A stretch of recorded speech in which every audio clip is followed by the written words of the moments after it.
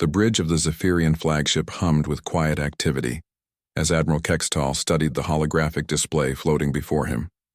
His 4 eyes moved across the data streams, showing intelligence reports from across the galaxy.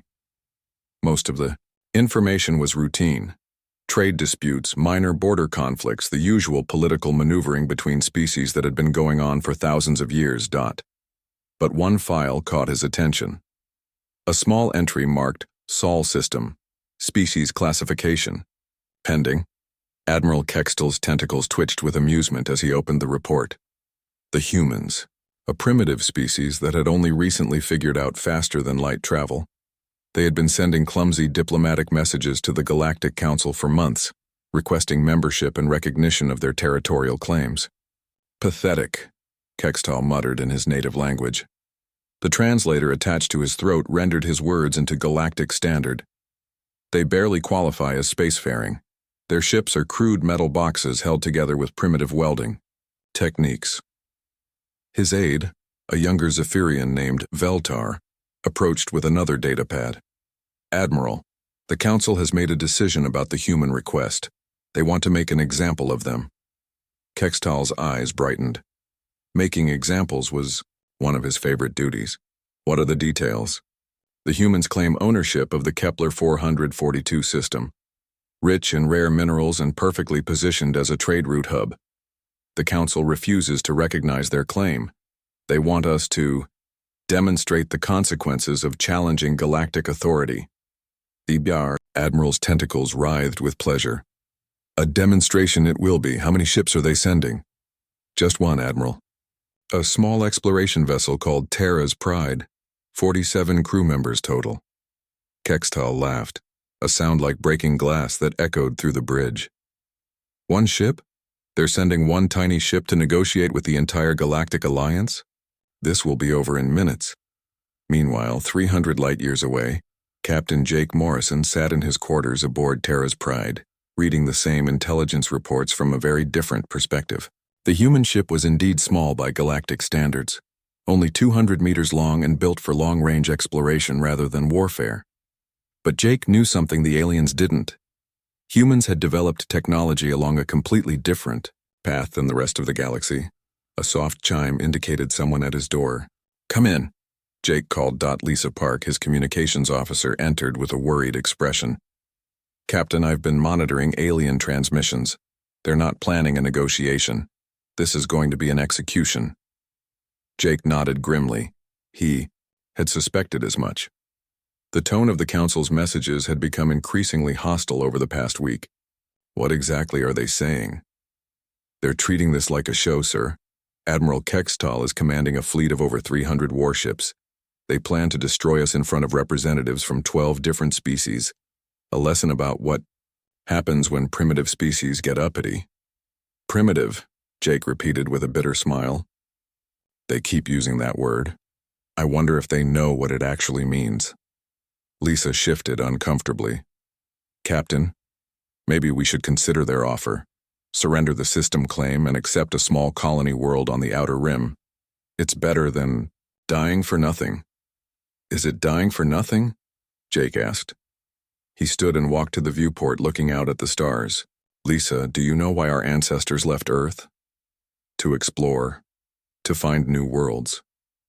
Partly, but also because we refused to bow down to anyone who thought they were better than us.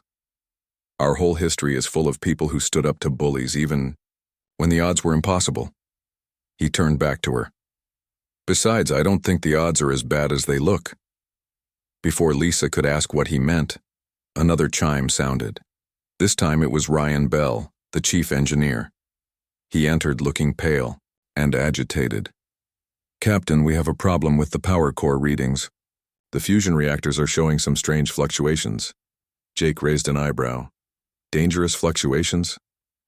Not exactly dangerous, but unusual. The output is much higher than normal, and the magnetic containment fields are behaving oddly. I've never seen anything like it. Are we in immediate danger? No, sir, but I'm not sure what's causing it. The reactors seem to be operating at about 150% normal efficiency. Under different circumstances, I'd call it impossible. Jake smiled. Ryan, have you considered that maybe it's not a malfunction? Sir? Never mind. Keep monitoring it, but don't worry too much. We might need that extra power soon. After Ryan left, Lisa remained behind. Captain, what aren't you telling us? Jake was quiet for a long moment. Then he activated his personal computer and pulled up a classified file. Lisa, what do you know about human weapons development? We don't have weapons, sir. Terra's Pride is an exploration ship. We have mining equipment and scientific instruments. Look at this. Jake showed her the file. It contained technical specifications that made her eyes widen. Those are mass drivers, she said slowly. For asteroid mining. Yes. And what else could they be used for? Lisa stared at the specifications. The mass drivers were designed to accelerate chunks of rock at extremely high speeds for mineral processing. But with the right modifications... Oh my God, Captain, those could be turned into kinetic weapons. The most devastating kinetic weapons anyone has ever built. Our mining equipment can accelerate projectiles to significant fractions of light speed. And our fusion reactors? Jake smiled grimly. Let's just say human reactor technology is not what the aliens think it is. But we're not a warship. No, we're not.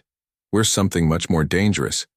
We're a human ship that was built by people who learned to split atoms before we learned to leave our solar system. Every piece of equipment on this vessel can be weaponized if necessary. Lisa felt a chill run down her spine. You're planning to fight them. Only if they give us no choice. But if they want to make an example of humanity... Jake's expression hardened. Well, we'll give them an example they'll never forget. The next morning, Terra's Pride dropped out of hyperspace at the designated coordinates. Immediately, their sensors detected the massive alien fleet waiting for them. 317 ships of various sizes, all armed with the latest galactic technology. Energy shields, plasma cannons, particle beam weapons, the most advanced military hardware in known space. Jake took his position on the bridge and looked at his crew. Young faces, most of them. Scientists and explorers who had signed up to see new worlds, not to fight impossible battles. But they were human, and that meant something. All stations report, Jake ordered. Communications ready, Lisa reported. Engineering. Systems nominal, Ryan called out. Those power fluctuations are holding steady. Sensors detect 317 hostile vessels, announced Amy Rodriguez, the science officer. They're in ceremonial formation, sir. Not a combat deployment. Weapons? Jake asked. Steve Walsh, the tactical officer, looked up from his console. All mining equipment operational and ready for alternative use, sir. Jake nodded. The moment of truth was approaching. Soon the galaxy would learn what happened when you underestimated humanity. He just hoped his crew was ready for what came next. Admiral Kextall stood on his command deck, watching the small human ship materialize on his main screen. It looked even more pathetic than the intelligence reports had suggested. The vessel was tiny compared to his flagship, with a boxy, utilitarian design that screamed primitive engineering.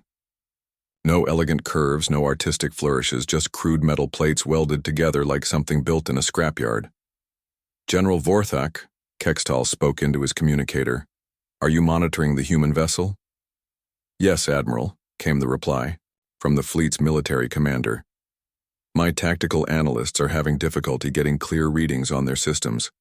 Their technology appears to be so primitive that our sensors are having trouble categorizing it. Kextall's 4 eyes gleamed with satisfaction. Excellent. Are the representatives from the other species in position to observe? All 12 delegate. Ships are maintaining safe distance, sir. They'll have a perfect view of the demonstration.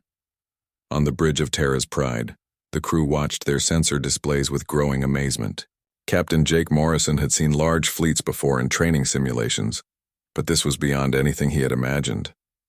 The alien ships were beautiful in their own way, smooth, organic curves that seemed to flow like water frozen in space. Their hulls gleamed with energy fields that pulsed in rhythmic patterns. Captain, Amy Rodriguez called from the science station. I'm getting some interesting readings on their defensive systems.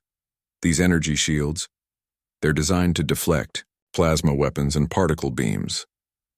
What about kinetic weapons? Jake asked. Amy frowned as she studied her instruments. That's the strange part, sir. Their shields seem optimized specifically for energy-based attacks. It's like they've never encountered solid projectile weapons before. Steve Walsh looked up from the tactical station. Sir, that formation they're using, it's completely vulnerable to three-dimensional attack patterns. They're arranged like they're expecting a naval battle on a flat ocean surface. Interesting, Jake murmured. Lisa, what are you picking up from their communications? They're not even trying to encrypt their signals, Captain. They're talking about this like it's a sporting event. Admiral Kextal just told someone that the betting pools favor total human destruction in under 2 minutes. Ryan Bell's voice crackled over the intercom from engineering. Captain, I'm reading massive energy signatures from those alien ships, but it's all wrong. Wrong how? Their power systems are incredibly advanced, but they're designed around energy manipulation and field generation. I don't see any kinetic propulsion systems stronger than basic maneuvering thrusters. Sir, I don't think these ships can accelerate very quickly. Jake felt a cold smile spread across his face. Everything he had suspected about galactic military doctrine was being confirmed. The aliens had spent thousands of years perfecting energy-based warfare, while completely abandoning kinetic weapons. To them, throwing rocks was primitive. They had no idea that humans had turned rock throwing into a precise science. Dr. Rodriguez, Jake said, give me a quick lesson in galactic military history. Amy pulled up files on her computer. According to the databases we've accessed, galactic warfare evolved beyond kinetic weapons about 8,000 years ago. Most species consider projectile weapons to be barbaric and inefficient. They focus on energy shields, plasma cannons, and particle beam weapons. And their defenses? Entirely based on deflecting or absorbing energy attacks. Their shield technology is incredibly sophisticated for that purpose, but she paused, running calculations. Captain, I don't think they have any defense against solid matter traveling at relativistic speeds. Karen Hayes, the navigation officer, looked up from her station.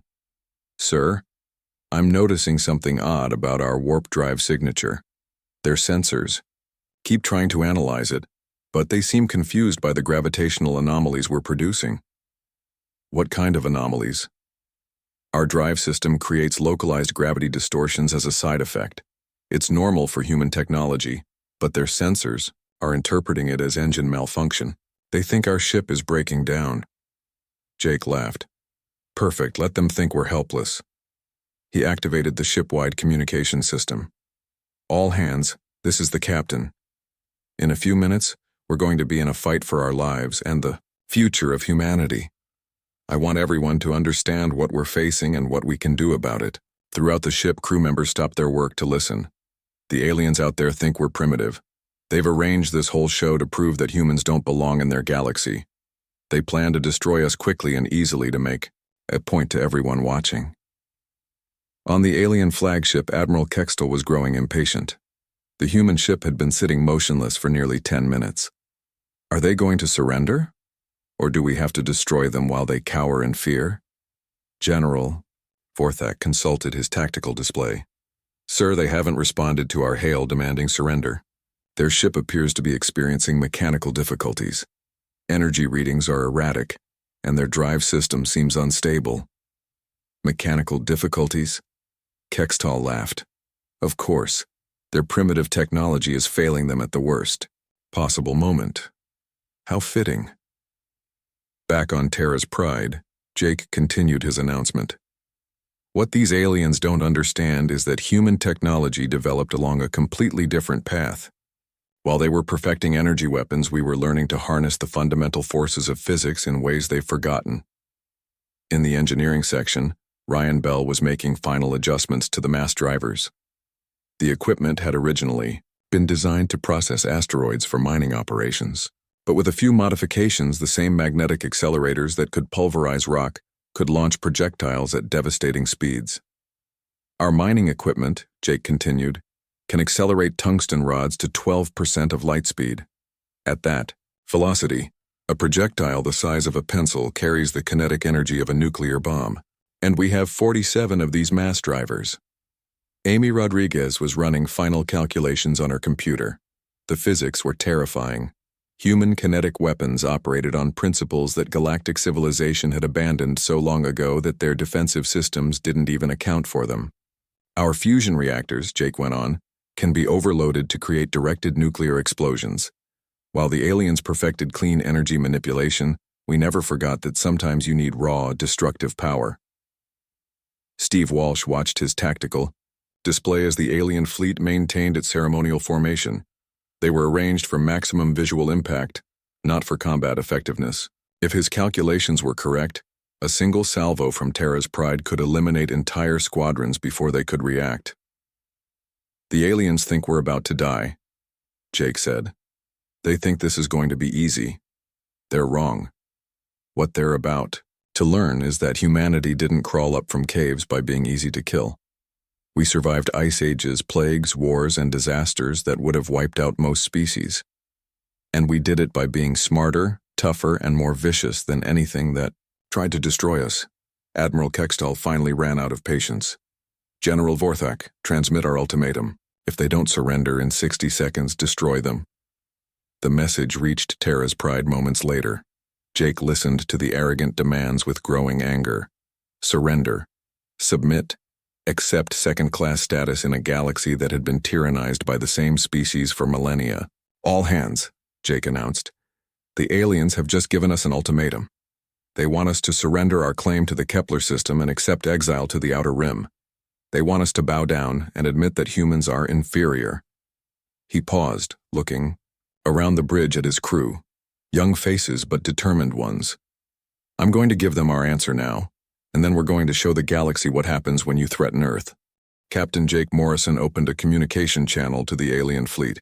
His voice was calm and steady as he spoke words that would echo through galactic history. "Admiral Kextall, this is Captain Morrison of the Earth vessel Terra's Pride. We have received your ultimatum and considered it carefully. Humanity respectfully declines to surrender our rightful claim to the Kepler 442 system. Furthermore, we reject any attempt to dictate terms to our species." On the Zephyrian flagship, Admiral Kextall's tentacles writhed with amusement. "Did you hear that, General? They're rejecting our demands. A single primitive ship is defying the entire Galactic Alliance. Shall I open fire, Admiral?" "Not yet. Let the other delegates enjoy this moment. Signal all observer ships that the demonstration is about to begin." Across the gathered fleet, representatives from 12 major galactic civilizations watched from their safe positions. The Crystalline Confederation, the Void Walkers, the Hive Collective, all the great powers of known space had sent delegates to witness humanity's humiliation. This would serve as a perfect example of what happened to species that overreach their position. On Terra's Pride, Dr. Amy Rodriguez was conducting a final briefing for the crew. "Everyone needs to understand what we're about to do," she said, over the intercom. "Galactic military doctrine has been static for thousands of years. They use energy weapons exclusively: plasma cannons, particle beams, laser arrays. Their shields are designed to deflect or absorb energy attacks." She pulled up a holographic display showing the alien fleet's formation. "But they have no defense against kinetic weapons. When you throw a rock at someone with an energy shield, the rock goes right through. And we're not throwing rocks, we're throwing tungsten rods at relativistic speeds." In engineering, Ryan Bell was explaining the modifications he had made to their systems. "I've reconfigured the mining equipment to function as mass drivers. Each one can accelerate a projectile to about 12% of light speed. The aliens' sensors can't even detect incoming kinetic weapons because their technology is optimized for energy signatures." Steve Walsh was reviewing targeting data at the tactical station. "The enemy formation is completely vulnerable," he announced. "They're arranged in a ceremonial pattern designed for intimidation, not defense. Their largest ships are in the front, making perfect targets, and their point defense systems—" He shook his head. "They're all energy-based, useless against solid projectiles." Jake walked over to Karen Hayes at the navigation station. "Karen, what's our escape route if this goes badly?" That's the beautiful part, Captain. It can't go badly. Their ships are built for energy-based combat. According to my analysis, they can't accelerate fast enough to escape kinetic weapons. Once we start firing, they're sitting ducks. Lisa Park was monitoring alien communications with growing amazement. Sir, they're still treating this like entertainment. Admiral Kextal just made a joke about collecting human wreckage as souvenirs. Jake's expression hardened. Time to wipe the smiles off their faces. All stations report readiness. Mass drivers charged and ready, Steve reported. Fusion reactors standing by for overload sequence, Ryan called from engineering. Targeting. Solutions calculated and locked, Amy announced. Communications ready to broadcast on all frequencies, Lisa confirmed. Navigation systems optimal, Karen added. Jake took a deep breath. In the next few minutes, everything would change. Humanity would either die in obscurity or announce their arrival as a galactic power in the most dramatic way possible. Steve, on my mark, fire mass drivers 1 through 12 at the alien flagship. Amy, prepare to overload fusion reactor 3 for a directed explosion at the center of their formation. Ryan, monitor all power systems and be ready to push everything beyond safe limits. Admiral Kextal was growing bored with the standoff. General Vorthak, fire a warning shot across their bow. Let's see if that encourages them to reconsider their foolish defiance. A plasma cannon on the nearest alien cruiser fired a brilliant blue beam that streaked past Terra's Pride. The energy blast was precisely aimed to miss, designed to demonstrate the overwhelming firepower arrayed against the human ship. The plasma strike hit Terra's Pride's deflector shields and dispersed harmlessly. Jake smiled grimly. The aliens had just made a critical error. Their warning shot had revealed that their weapons were optimized for shields that humans didn't use. Terra's Pride relied on simple titanium steel armor plating and kinetic deflection systems. Sir, Steve called out, their energy weapons are completely ineffective against our hull design. That plasma cannon couldn't penetrate our armor even with a direct hit. Excellent, Steve. Are you ready? All mass drivers locked on target, sir. Tungsten rods loaded and accelerated. Jake looked around the bridge one final time. His crew was ready. Young explorers who had become warriors in the space of a few hours. This is for every human who ever refused to bow down to a bully. This is for Earth. He opened a channel to the alien fleet. Admiral Kextal, you fired on a human vessel. That was a mistake. The alien commander's laughter echoed across the communication channel. A mistake? Primitive human, that was barely a warning shot. You cannot possibly threaten 300 warships with your single pathetic vessel. You're right, Jake replied. I can't threaten 300 warships, but I can destroy them. Before Kextal could respond, Jake gave the order that changed galactic history forever. All hands, this is the captain. Fire. Steve Walsh's finger pressed the firing control. 12 mass drivers discharged simultaneously, launching tungsten rods at 12% of light speed directly at the alien flagship. The projectiles were invisible to alien sensors, traveling too fast for energy-based detection systems to track. The first kinetic strike hit Admiral Kextal's flagship exactly 1.3 seconds after firing. The tungsten rod, no larger than a baseball bat, carried the kinetic energy of a small nuclear weapon. It punched through the alien energy shields as if they didn't exist, tore through the ship's hull like tissue paper, and emerged from the other side in a spray of superheated metal and debris. The flagship exploded in a brilliant fireball that briefly outshone the system's star. Admiral Kextal and his entire crew were vaporized instantly, along with their arrogant assumption that humans were harmless primitives.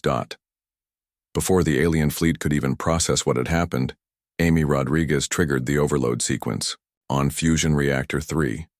The controlled nuclear explosion sent a directed blast of energy and radiation sweeping through the center of the alien formation. 12 ships simply ceased to exist, reduced to expanding clouds of plasma. The remaining alien vessels began emergency maneuvers, but their energy-based propulsion systems were too slow. Steve Walsh was already firing the second salvo, targeting the largest enemy ships with surgical precision. Each kinetic strike was a small apocalypse, destroying vessels that had been the pride of their respective fleets. On the observer ships, 12 different species watched in stunned silence as the most powerful military force in galactic history was systematically annihilated by a single human vessel.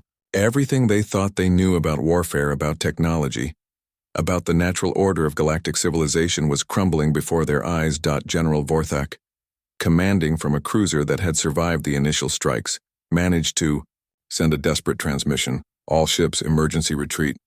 The humans have some kind of unknown weapon technology. But it was too late.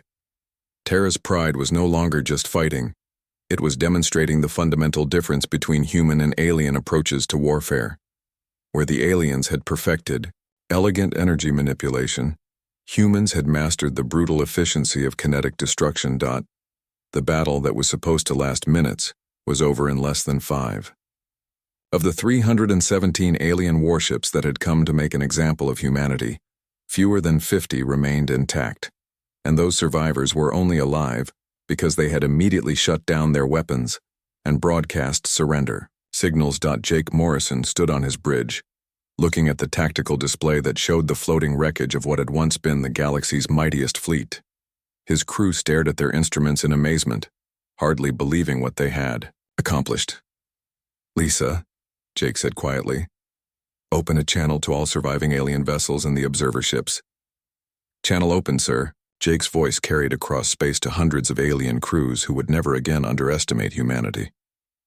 "This is Captain Morrison of Earth. We came here in peace, seeking only recognition of our rightful place in the galaxy. You chose to respond with threats and violence. Let this be a lesson to anyone who thinks humans are weak or primitive." He paused, looking at the debris field that had once been Admiral Kextal's flagship. "We are not weak. We are not primitive. And we will not bow down to anyone. This system belongs to humanity, as do any other systems we choose to claim. Anyone who disagrees is welcome to discuss the matter with us." The silence that followed was deafening. Across the galaxy, the age of human subservience was over before it had even begun. The news traveled faster than any ship could fly. Within hours, every major world in the galaxy had received the transmission data from the Kepler 442 system. The impossible had happened. A single human vessel had destroyed the largest military fleet ever assembled by the Galactic Alliance. On the Crystalline Confederation homeworld, High Chancellor Zixnith watched the battle recordings for the 5th time. The elegant crystal being's thoughts resonated through harmonic frequencies as it tried to understand what it had witnessed. "Advisor Tellman," the Chancellor spoke, its voice like wind chimes in a storm. "Explain to me how this is possible.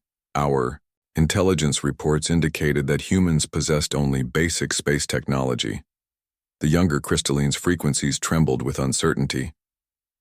"High Chancellor, our analysis suggests that human technology developed along completely different principles than galactic standard. While we perfected energy manipulation, they mastered what they call kinetic warfare." "Kinetic warfare," the Chancellor repeated, "throwing rocks." "Yes, High Chancellor, but rocks thrown at significant fractions of light speed.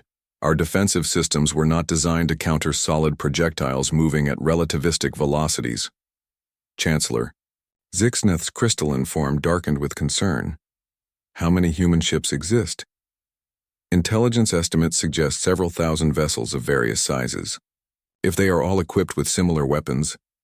The advisor's harmonics trailed off into worried silence. "Contact the human government immediately," the Chancellor ordered. "Arrange a diplomatic meeting and cancel all military operations near human space." Similar conversations were taking place across the galaxy. The Voidwalkers, beings of pure energy who had dominated galactic politics for millennia, were discovering that their most advanced weapons were useless against opponents who fought with matter instead of energy. The Hive Collective was frantically revising their military doctrine after realizing that their shield technology was obsolete. On Earth, President Sarah Williams sat in the Oval Office, reading reports that seemed like science fiction. Her Secretary of Defense, General Robert Hayes, was briefing her on the implications of Captain Morrison's victory. "Madam President," General Hayes said, "this changes everything. According to our analysis, human military technology is not just different from galactic standard, it's superior in almost every way. How is that possible? These aliens have been spacefaring for thousands of years. That's exactly the problem, ma'am. They've been using the same basic approach to warfare for so long that they've forgotten why certain methods work. They abandoned kinetic weapons because they considered them primitive. But kinetic energy is one of the fundamental forces of physics. You can't defend against it with energy shields. President Williams studied the tactical reports. What are our military capabilities compared to theirs? Unknown but potentially devastating. Our nuclear weapons alone represent technology that most galactic species abandoned long ago. They consider nuclear fission and fusion to be barbaric, outdated methods of energy production. They have no defense against nuclear attacks. And our space fleet, currently minimal, but we can change that quickly. The designs for Terra's Pride can be scaled up. We could have true warships within months. Ships that could probably defeat entire alien fleets single-handedly. The president leaned back in her chair. General, I want you to begin immediate expansion of our space capabilities, but keep it defensive for now. Let's see how the galaxy reacts before we start building an armada. Back in the Kepler system, Captain Morrison was dealing with the immediate aftermath of the battle. The surviving alien ships were maintaining their distance, clearly terrified of provoking another attack.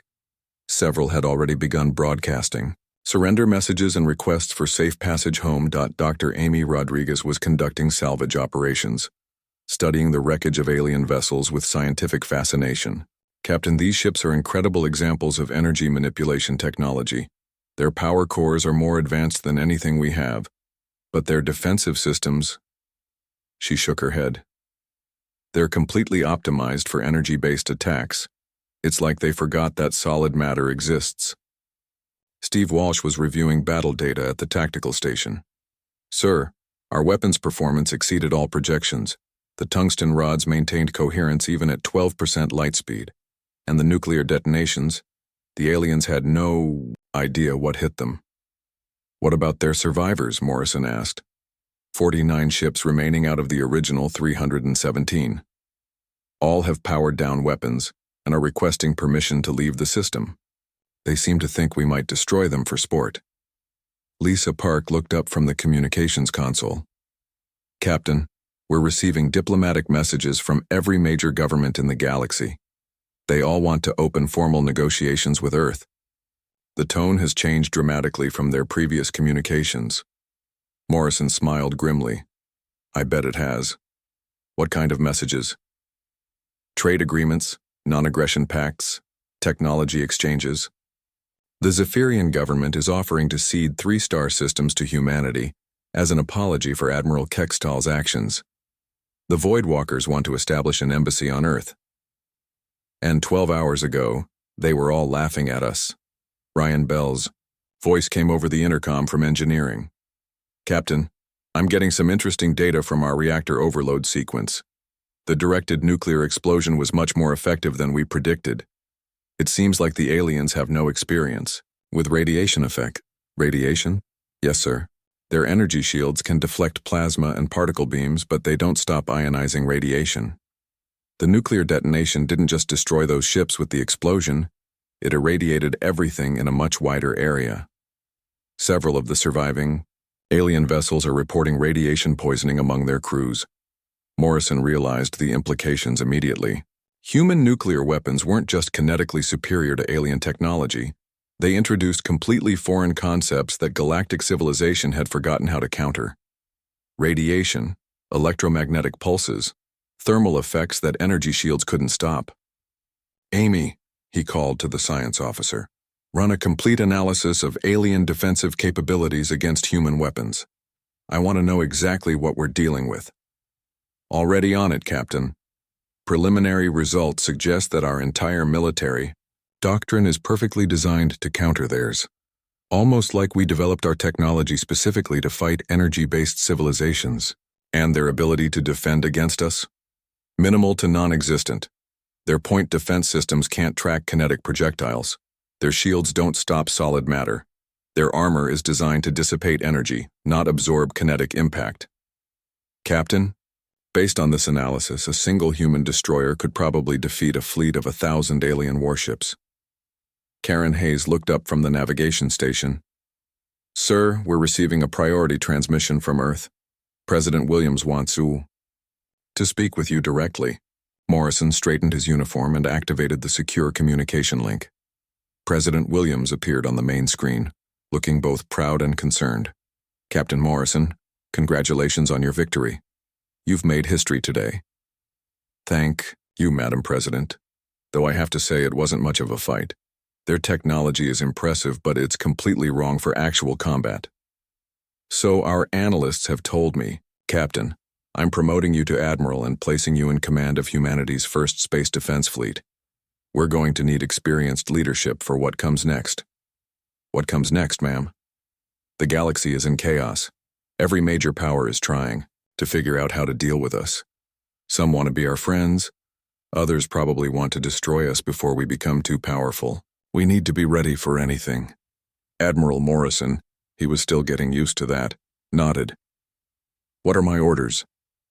Secure the Kepler system and establish it as humanity's first major outpost beyond Sol. Begin construction of proper military installations, and start planning for the defense of Earth because I have a feeling we're going to need it. Understood, Madam President. One more thing, Admiral. The galaxy has spent thousands of years believing that might makes right. They've bullied smaller species and imposed their will through superior firepower. Today you proved that humanity will not be bullied, but with great power comes great responsibility. Use our advantages wisely. The transmission ended, leaving Morrison alone with his thoughts. Through the viewport he could see the debris field that had once been the galaxy's mightiest fleet. In a few hours he had transformed humanity from galactic laughingstock to galactic superpower. But he knew this was just the beginning. The aliens would not remain in shock forever. Some would try to adapt their technology to counter human weapons. Others might attempt preemptive strikes against Earth before humanity could build a proper fleet. Lisa, he said, send a message to all the observer ships. Tell them that Admiral Morrison of the Earth Defense Force would like to arrange a formal, diplomatic conference. It's time to establish some new rules for how this galaxy is going to work. As Terra's Pride began preparing for its transformation from exploration vessel to flagship of humanity's first space fleet, Morrison reflected on how quickly things had changed. Yesterday, humans had been begging for acceptance into galactic civilization. Today, they were 6 months after the Battle of Kepler 442, the galaxy had become a very different place. The massive space station orbiting Earth was humanity's new diplomatic center, where representatives from dozens of species came to negotiate with the power. That had changed everything. Admiral Jake Morrison stood in the observation deck of the station, watching as construction crews put the finishing touches on humanity's first true warship. The Terran Sovereign dwarfed every other vessel in the system, its angular black hull bristling with mass drivers and nuclear launch tubes. Unlike Terra's Pride, this ship had been designed from the ground up for one purpose: destroying anything that threatened humanity. Impressive, isn't it? Dr. Amy Rodriguez joined him at the viewport. She now served as Director of Xenotechnology Research, tasked with understanding alien science while ensuring human military superiority. It's terrifying, Morrison replied. According to the design specs, this ship could sterilize entire worlds. That's the point. The galaxy respects only one thing: power, and we've shown them what real power looks like. Through the vast windows, they could see other ships docked at the station. Sleek alien vessels that had once seemed so advanced now looked fragile beside human engineering. The Crystalline Confederation's diplomatic ship, the Voidwalker's energy construct, even the massive Hive Collective bioship, all had come to pay their respects to humanity's new position in galactic affairs. Lisa Park approached, carrying a data pad with the latest diplomatic reports. She now served as Morrison's chief of staff, coordinating humanity's complex relationships with dozens of alien governments. Admiral, the morning briefings are ready. The Zephyrian delegation is still offering territory in exchange for military protection. The Voidwalkers want to purchase human nuclear technology, and the Hive Collective is requesting permission to study our kinetic weapons. Morrison sighed. What's our response? President Williams has approved limited technology sharing with verified allies, but nothing that could be used to develop counters to our weapons. And the hostile governments? The hegemony coalition is still making threatening noises, but they haven't moved any fleets near human space. Intelligence suggests they're too afraid to risk a direct confrontation. Amy pulled up a holographic display showing the current galactic political map. Large sections were now marked in blue, human territory or human allies. We've gained more influence in 6 months than most species achieve in centuries, but it's all based on fear. Fear of what we might do, not what we have. Done, Morrison agreed. That makes it fragile. Does it matter? As long as they're afraid, they'll leave us alone. Before Morrison could answer, an aide approached with urgent news. Admiral, we have an incoming transmission from the Andromedian Imperium. Priority 1. Morrison's expression grew serious.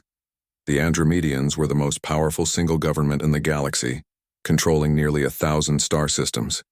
They had remained ominously silent since the Battle of Kepler 442. Put it through to the main conference room. Minutes later, Morrison sat across a holographic table from Emperor Thalkson of the Andromedian Imperium. The alien leader was imposing, even in projection, a being of metallic scales and burning red eyes that suggested both intelligence and ruthlessness. Admiral Morrison, the Emperor spoke in perfect English. I congratulate you on your recent achievements. Quite impressive for such a young species. Thank you, Your Imperial Majesty. What can Earth do for the Imperium? Directly? Nothing. But I have a proposal that may interest you. Thalkson leaned forward. The galaxy has been shaken by your demonstration of kinetic warfare. Many governments are now questioning the established order. Some are even beginning to develop countermeasures to your weapons. Morrison kept his expression neutral. Countermeasures? Oh yes. Did you think the galaxy would remain helpless forever? Several species have begun experimenting with rapid deployment armor plating, kinetic deflection fields, even autonomous defense systems designed specifically to counter projectile weapons. And you're telling me this because I have a better solution. Join the Imperium as an autonomous member state.